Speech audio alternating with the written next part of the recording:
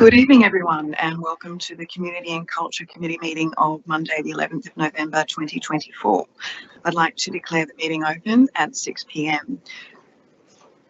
I'd also like to acknowledge the Bidjigal people of the Eora Nation, who are the traditional custodians of all lands, waters and sky in the Georges River area. And I'd like to pay my respects to elders past, present and emerging, and extend that respect to all Aboriginal and Torres Strait Islander peoples who live, work and meet on these lands. Always was, always will be Aboriginal land. As we all know, today, councillors, it's Remembrance Day, so I'm just going to read this. They went with songs to the battle. They were young, straight of limb, true of eye, steady and aglow. They were staunch to the end, against odds uncounted. They fell with their faces to the foe. They shall not grow old as we that are left grow old. Age shall not weary them, nor the years condemn. At the going down of the sun and in the morning we will remember them, lest we forget. Thank you, councillors. We're going to now observe a minute's silence, so if we could all be upstanding. Thank you.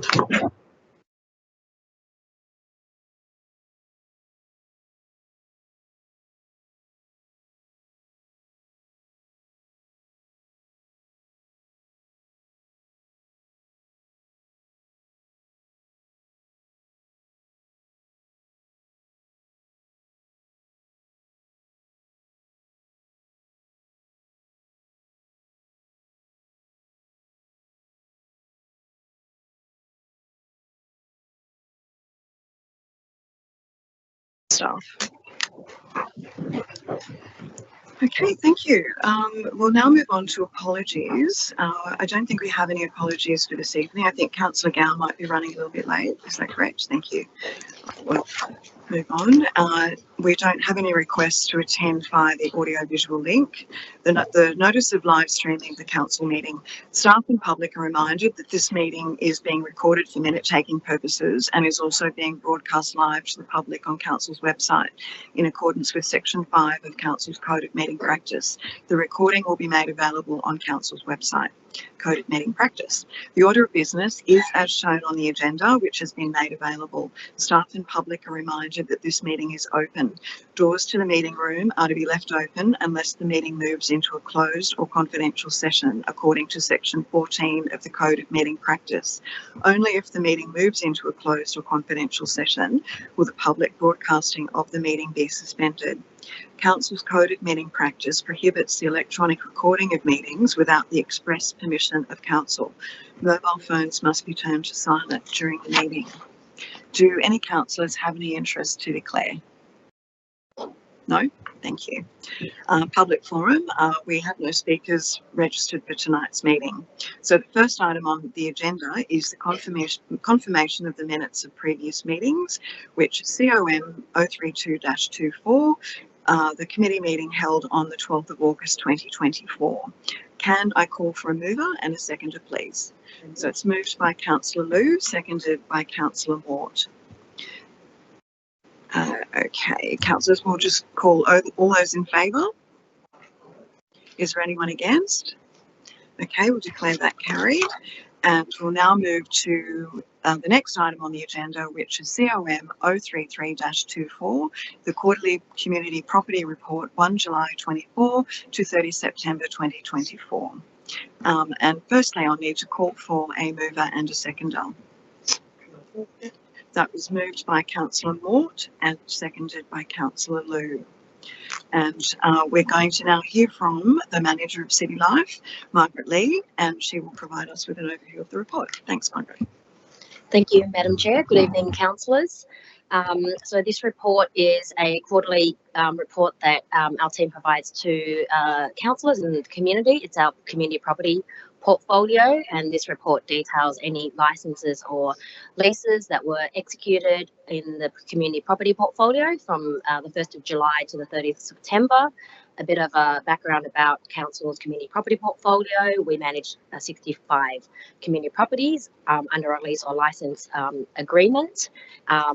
In the attachment, it outlines each of those community properties and the current tenants and any vacancies, as well as any subsidies or market rent and the expiry of each of those agreements. So during the reported period, 1st of July to 3rd of June, 30th of September, there was one license agreement that was executed, which is detailed on the screen there with Oatley Rugby and Sporting Club for the storeroom at Riverwood Park. Happy to answer any questions. Thanks, Ms. Lee. Does anyone have any questions on this report? It's not a question, but it's more of a comment. But I found really interesting that the annual rental subsidy is $1,095,000. It's quite significant, isn't it? So it turns out that we receive an annual income of $155,583. Yes, that's correct, Madam Chair. It is a heavily council subsidised portfolio. To be able to meet the needs of the community, we have our community lease and license policy that outlines the organisations that are eligible for rental subsidy. We go through a very transparent process to make sure that we provide every opportunity for service providers to apply for and potentially become a tenant. We're finding as we go out to EOI for vacant community properties or renewals of licenses that there is more and more demand for community property because they present as more affordable options to be able to provide these valued community services. Great. Thank you very much. Councillor, is there any further questions at all? No? Okay, well, Councillor Mort has moved it and it's seconded by Councillor Liu, so we'll go to the vote. All those in favour? Anyone against? Okay, we'll declare that one carried. The next item on the agenda is COM 034-24, Georges River Council Library Use and Membership Policy for adoption. And again, I'll call for a mover and a seconder. That's moved by Councillor Mort and seconded by Councillor Liu again. Yep. Okay, thank you. And we're now going to hear from our Business Improvement Officer, Mr. Leo Chant, who's going to provide us with an overview of the report. Thank you, Madam Chair. Good evening, councillors.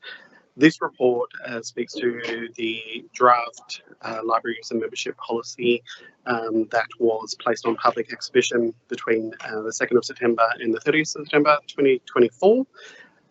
It was developed from a diverse range of officers throughout community and culture. And the policy includes changes to make the document easier to read and understand, which is in line with Council's commitment to customer experience and accessibility. During the time of public exhibition, we received 7 submissions. Most of them spoke to that the policy was easy to read and understand, and with a few minor grammatical and punctuation errors that had been corrected, as well as the major change being that inconsiderate behaviour be explained with examples such as offensive language, harm, inconvenience to others, and safety issues. This revised final draft policy is attached to the report. And unless there are any questions, we are asking Council to adopt the revised draft policy after its public exhibition of period for no less than 28 days. Great, thank you, Mr. Chant. Councillors, do we have any questions? No? Okay. Thank you very much. And if that's the case, it's been moved by Councillor Mort and seconded by Councillor Liu, so we'll call for a vote. All those in favour? Anyone against? Okay, we declare that one carried. Our next item is COM 035-24, name proposal for Creative Studio in Merv Lynch Reserve, Beverly Hills. Again, I'll call for a mover and a seconder for this report. Is that you, Councillor Liu? Yeah. So moved by Councillor Liu and seconded again by Councillor Allison. Thank you. Great, thank you. And now we will be hearing again from Leo Chant, our Business Improvement Officer, and he will provide an overview of this particular report for councillors. Thank you once again, Madam Chair. Some background on this report looking at the name proposal for a creative studio in Merv Lynch Reserve, Beverly Hills, is this small community room for hire was identified as a place for the creative studio and was fitted out during 2024 with a grant, or partly funded by a grant from the New South Wales Department of Communities and Justice. The proposed name for the facility is the Beverly Hills Creative Studio. which is consistent with the place naming policy of council, particularly around its functional use and the plain English description of the suburb location, as well as the creative purpose of the facility. It is similar and consistent with other suburb functional named facilities, such as the Cars Park Artist Cottage. During research for naming conventions, council officers identified that there were no commemorative or local names recommended facilities, as well as consultation with the Aboriginal and Torres Strait Islander Advisory Committee, who also did not identify any appropriate cultural names. So should council approve the name of Beverly Hills Creative Studio, council officers will notify the Geographical Names Board for inclusion in their Spatial Services Digital Topographical Database and Addressing System, as well as publish the council's website on Intro-Apps, and then activate and promote the studio through council's online booking system.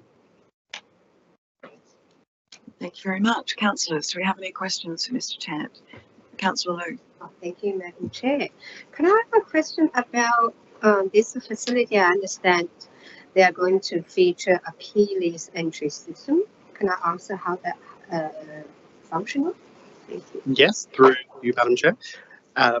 The keyless entry system will be that you have a PIN code that is given out to every hirer, and so it is identifiable to that hirer and used for the purpose of their hiring the facility, as well as we in the back end can be able to tell who is using it, how long they're using it for. It's tied to their booking.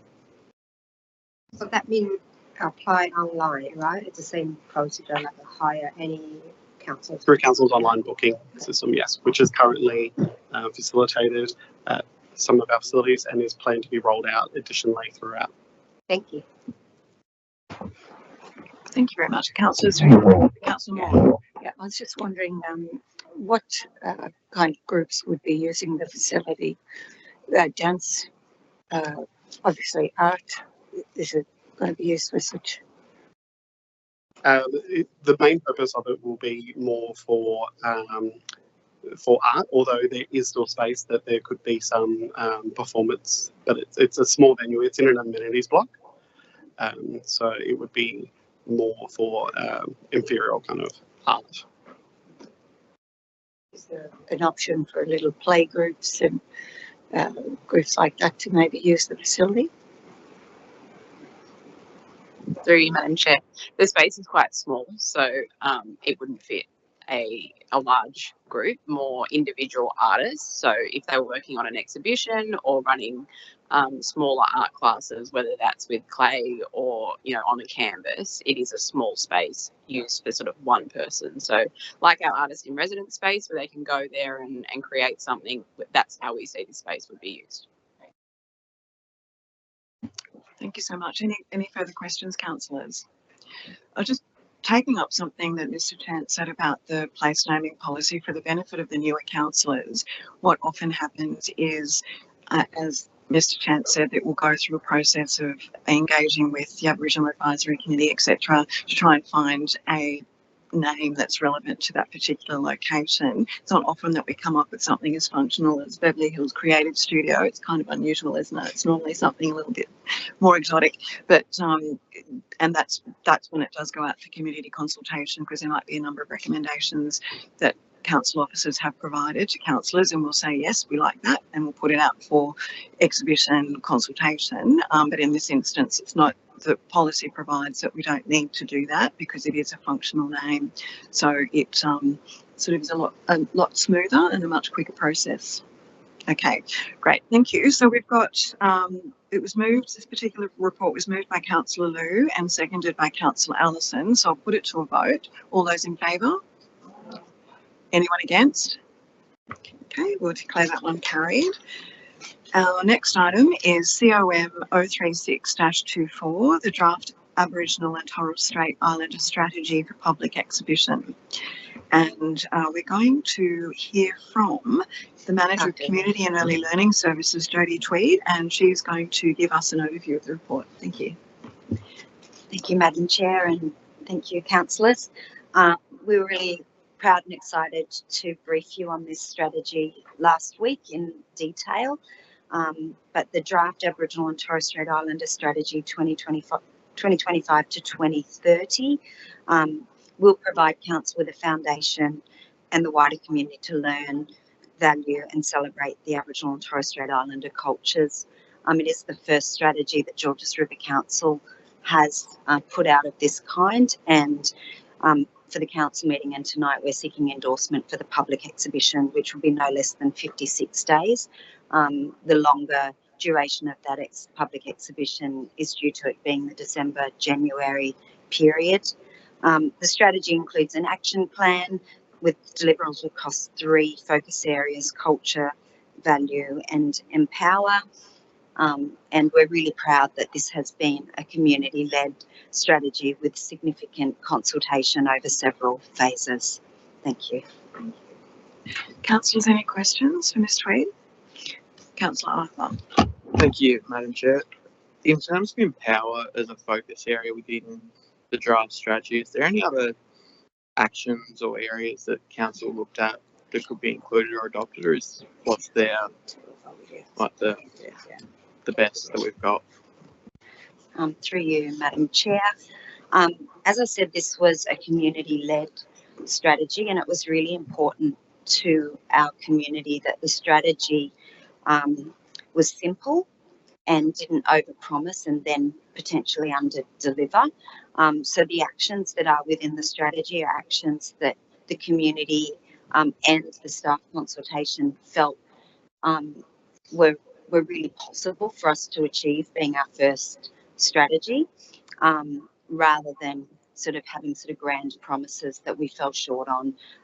So this was community-led, and they were the actions that they felt were able to be delivered in this period as a first strategy for council. And this is a strategy that we will continue to build on.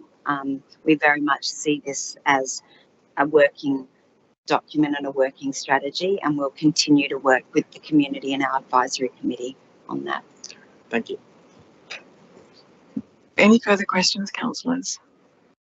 Okay, I'd just like to say congratulations. I think it's a great start, because as you said, we haven't had a policy like this, and I think we need to support the community, the Aboriginal and Torres Strait Islander community in any way we can locally. And I think this is a great way to empower, as you say, to value them and to value their culture. So I look forward to getting it out on exhibition and hopefully endorsing it in the very near future.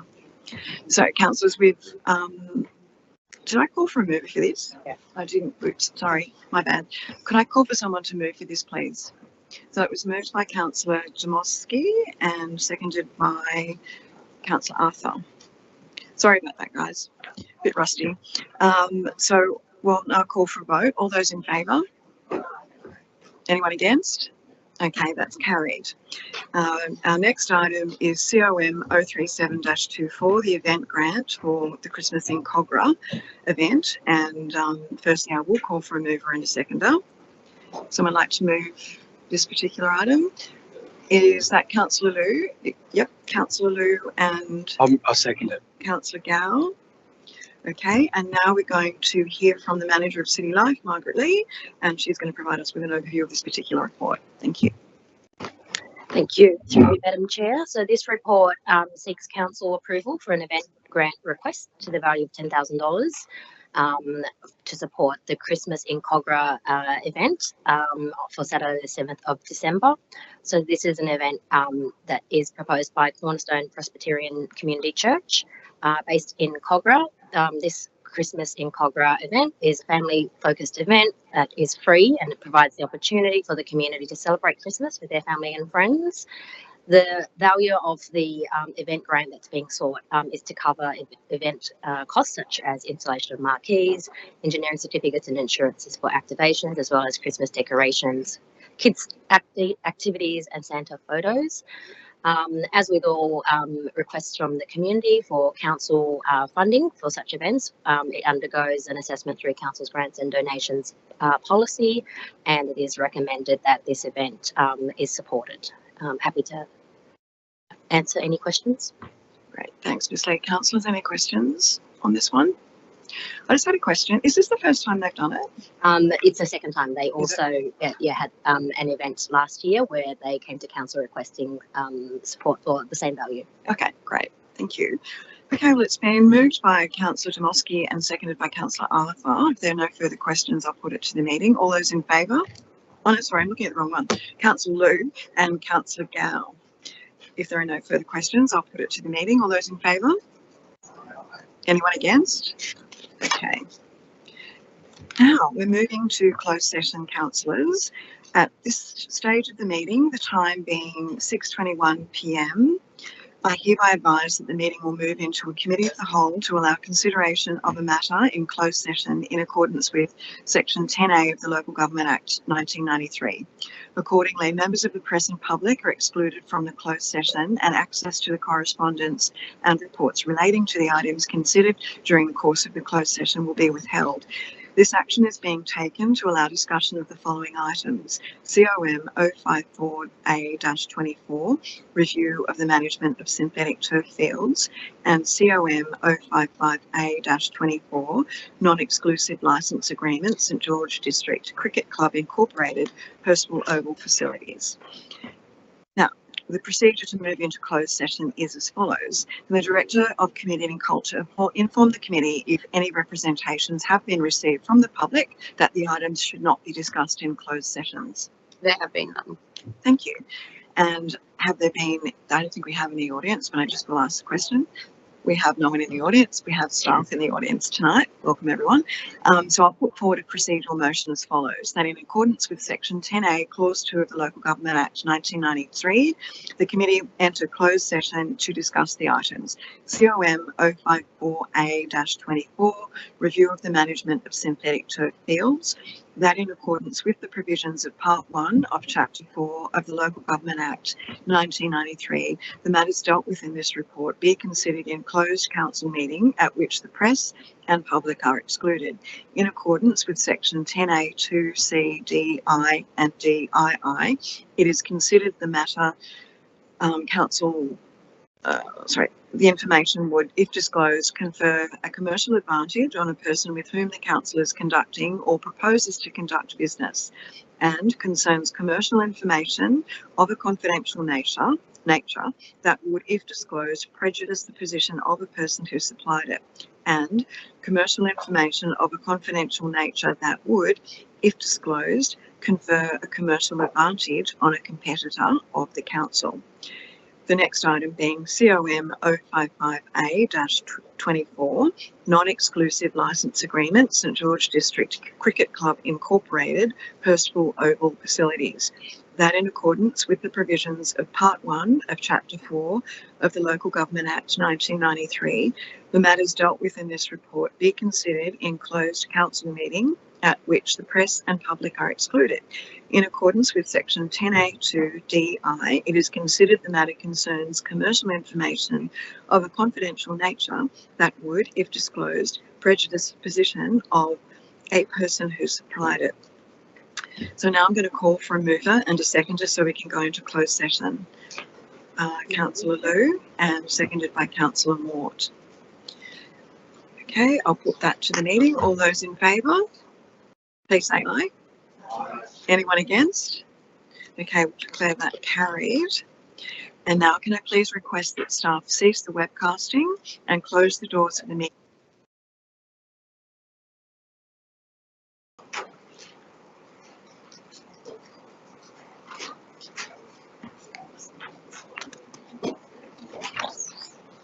And we're back. So now the confirmation of the confidential recommendations from the closed session, the Committee of the Whole. The recommendation from the closed session is now displayed on the screen. I think councillors should be able to see that. Can I have a mover and a seconder to confirm the recommendations from the closed sessions, please? That would be Seconder. So that moved by who? Sorry, was it Councillor Liu? Okay, it's moved by Councillor Liu, seconded by Councillor Gao, and that was COM 054A-24, the review of the management of synthetic turf fields, and COM 055A-24, the non-exclusive licence agreement with St George District Cricket Club Incorporated, the Percival Oval facility. So everyone can see that on the screen? Okay, so moved by Councillor Liu, second by Councillor Gao. All those in favour? Anyone against? Okay, we'll declare that carried.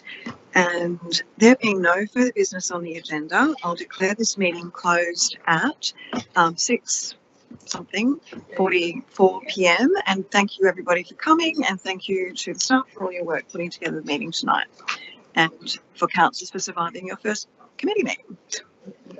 Thank you.